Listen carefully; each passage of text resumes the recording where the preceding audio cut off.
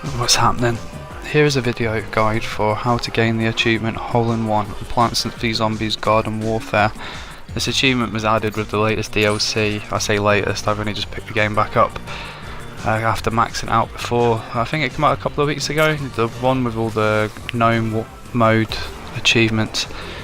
This is a guide here showing you how to get it. I'm just going to do some explaining as well to let you know it's not as daunting as it sounds when you first read it. The objective is to get this golf ball into the hole at the end. You can see the meter at the top, it's going along. This is the final objective, so just like when you're planting the dynamite, you know, it's the objective, it's like a set piece that takes place. For this, it's not an individual achievement, fortunately. You've just got to get your whole team focused on pushing the objective, which I know is strange in an objective based game when people don't want to go for the objective, but we all know how it is.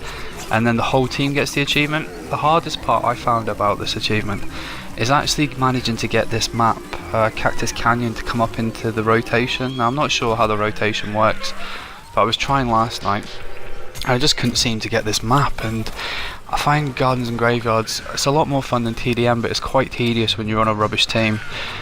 So if you can try and play it with friends, that helps. I was buzzing this morning when I got into this. I was actually started off first, I've been backing out, finding new games, backing out. I've also been mixing up with a classic Garden Graveyard just to try and increase my chance of finding a rotation. I joined this session and we joined as the zombies, and I joined late, so I wasn't sure how we were going to get on. My team was attacking the second objective. I say attacking, they were just going to the second objective and not actually going in for it. They were just like going for kills, and I was like, what are you doing? When there's an achievement involved, I'm like a man possessed, you know. Wild horses couldn't hold me back. But we lost. You know, I tried in vain to get it. So I was raging. So we come out, and then in the character select screen, when the game restarts, you can switch teams. At first it wasn't switching, but someone seemed to back out, and I managed to get to the zombies team, and I was well happy.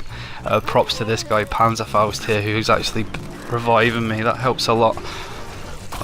It's basically, you're going to get killed when you're going for this. There's no two ways about it. The only things I was finding was helping was smoking out. The engineer was throwing down his first aid kits, you know, the fire hydrants that spew out the health. That helped.